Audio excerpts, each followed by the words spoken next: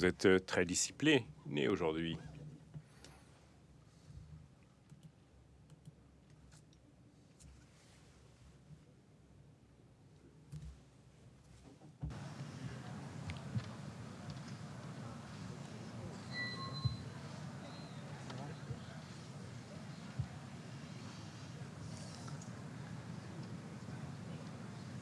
Drauf auf warm und dann.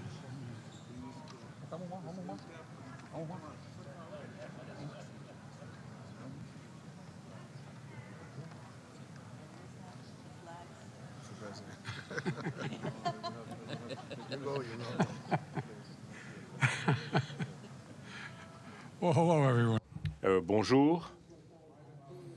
Mon problème à moi, c'est que j'aime beaucoup trop ces personnes. Ça va me créer des problèmes. Aujourd'hui, les dirigeants sur cette scène s'unissent pour prendre un engagement. Bon, c'est un mot qui est trop utilisé, mais c'est un engagement historique, parce qu'il s'agit effectivement d'un engagement historique. 20 pays qui s'unissent pour lancer la déclaration de Los Angeles sur la migration et la protection. Avec cette déclaration, nous transformons notre approche de la gestion des migrations dans les Amériques. Chacun d'entre nous prend des engagements qui reconnaissent que ce défi est une responsabilité partagée qui touche toutes nos nations. Et un défi, et ça je l'ai appris grâce à mon expérience, car nous travaillons ensemble en partenariat pour gérer ce problème de la migration. Au cours des dernières années, la crise économique mondiale déclenchée par la pandémie de COVID-19 est maintenant aggravée par la guerre de la Russie en Ukraine, ainsi que les troubles politiques provoqués par les régimes autocratiques de notre région, a conduit à des niveaux de migration records. Et pas seulement vers les États-Unis, la Colombie a accueilli des millions de réfugiés du Venezuela. À l'heure actuelle, les migrants représentent jusqu'à 10% de la population du Costa Rica. Mais aucune nation ne devrait assumer seule cette responsabilité. Nos avenirs économiques dépendent les uns des autres. Notre sécurité est liée. Et la plupart des Américains ne le comprennent peut-être pas, autant que vous. Et notre humanité commune exige que nous prenions soin de nos voisins. La déclaration de Los Angeles s'articule autour de 4 piliers fondamentalement. Premièrement, la stabilité et l'assistance. S'assurer que les communautés qui accueillent les réfugiés ont les ressources nécessaires pour s'occuper d'eux, les éduquer. L'éducation, la santé, l'hébergement, l'emploi. Deuxièmement, augmenter les voies d'immigration légales et les protections pour les réfugiés.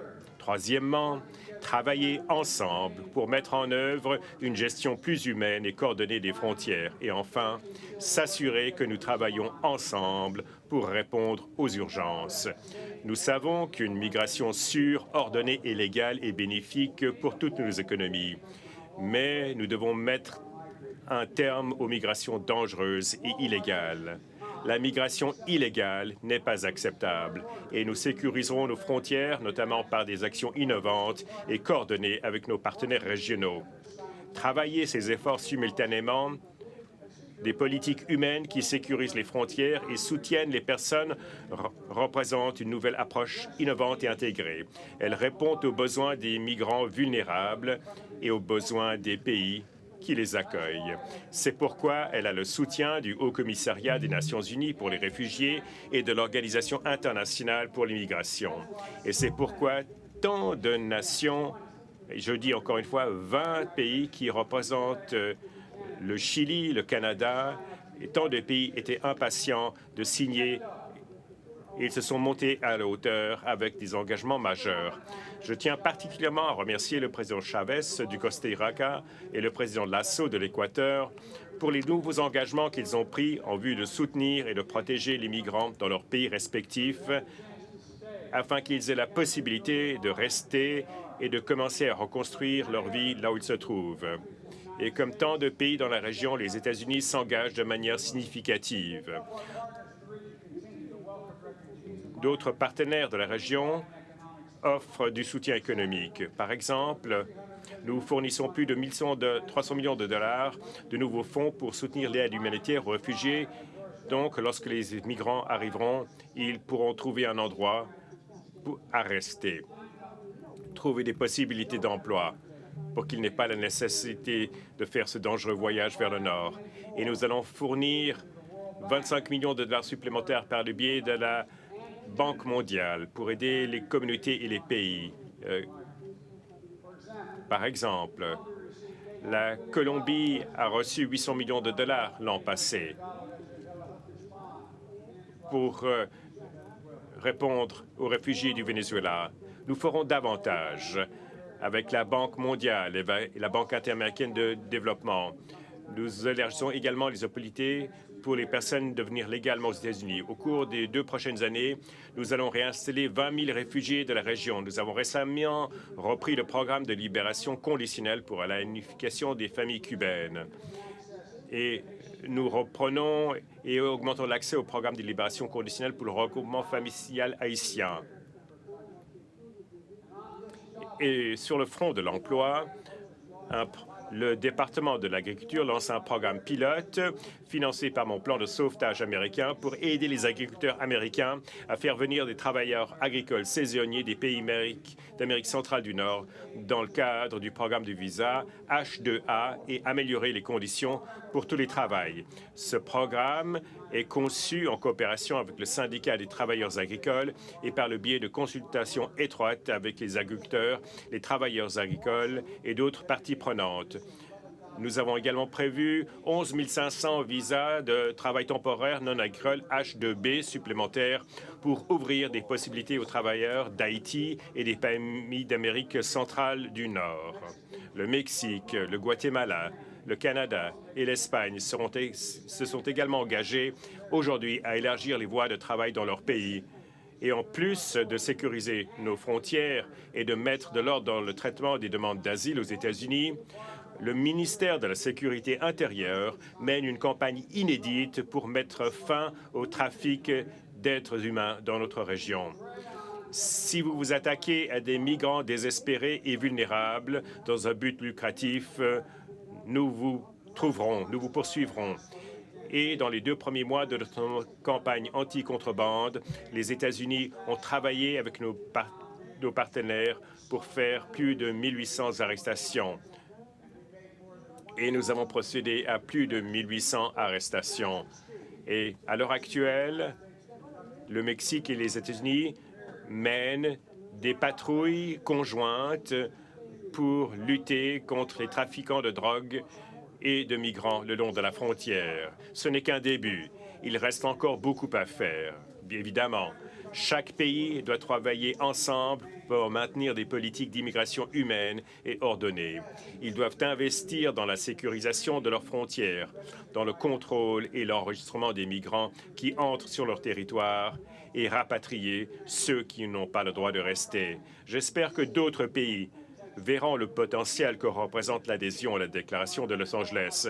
Je tiens à remercier tous mes collègues et dirigeants ici présents pour s'être engagés dans cette nouvelle vision historique pour notre région. Et maintenant, je vais inviter le président Lasso de l'Équateur à dire quelques mots. Je vous remercie. Je vous remercie profondément.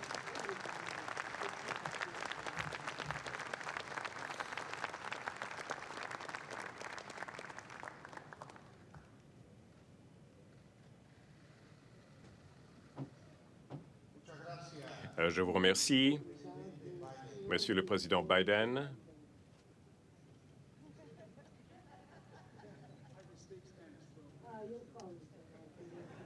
Je parle couramment l'espagnol, mais je vous remercie, Monsieur le Président Biden.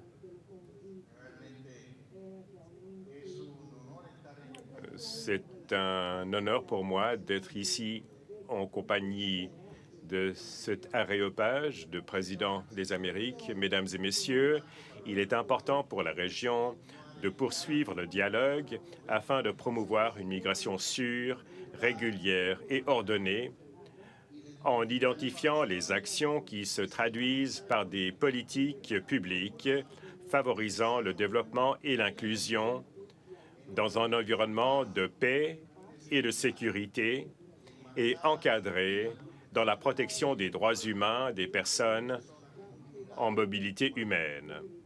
Je me félicite de ce sommet et de la volonté politique exprimée par les chefs d'État et les délégations ici présentes afin d'œuvrer au renforcement des actions coordonnées dans ce domaine. La situation socio-économique aggravée par les effets de COVID-19 a conduit à une augmentation des flux migratoires irréguliers avec des implications humaines, socio-économiques et sécuritaires. Aujourd'hui, plus que jamais, il est nécessaire de mettre en place des actions conjointes pour aider les pays d'origine et d'accueil des migrants en promouvant un programme de développement global qui place les êtres humains au centre de ses préoccupations. Le gouvernement, dans le cadre de la gouvernance internationale des migrations, travaille de manière coordonnée pour combattre les causes structurelles de la migration irrégulière. Dans ce contexte, il est urgent, d'une part, de promouvoir les opportunités de développement dans les pays d'origine et, d'autre part, par la coordination et la coopération entre les pays, de promouvoir des actions visant à identifier et démanteler les mafias transnationales qui contrôlent la migration irrégulière. Mesdames et Messieurs, l'Équateur est un pays de transit, d'origine, d'accueil, de refuge et de retour des migrants avec un cadre juridique et institutionnel qui répond à ces différentes facettes de la migration, dans le but de garantir la protection des droits de l'homme des personnes en mobilité. Mon pays a accordé le statut de réfugié à un total de 72 229 personnes, dont la majorité sont des ressortissants colombiens, ce qui en fait un leader mondial et le pays comptant le plus grand nombre de réfugiés dans la région. Ces dernières années, l'Équateur a également accueilli des migrants, principalement des ressortissants vénézuéliens. L'Équateur est l'un des 3 principaux pays destinataires de cette migration en Amérique latine. Conformément à la réglementation nationale, la population migrante et réfugiée est accueillie en Équateur et dispose des mêmes droits que la population équatorienne.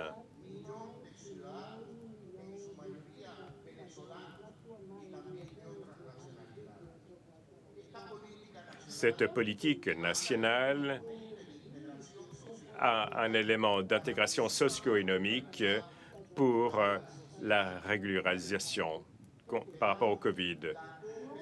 J'espère que la coopération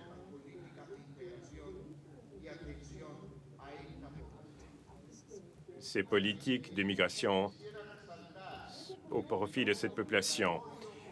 Et finalement, je tiens à signaler que le phénomène migratoire est important et qu'il nécessite des actions conjointes en vertu du principe de responsabilité partagée et différenciée entre les pays de la région dans le respect des droits de l'homme, des migrants, des normes, des standards internationaux et de la législation nationale des pays de la région.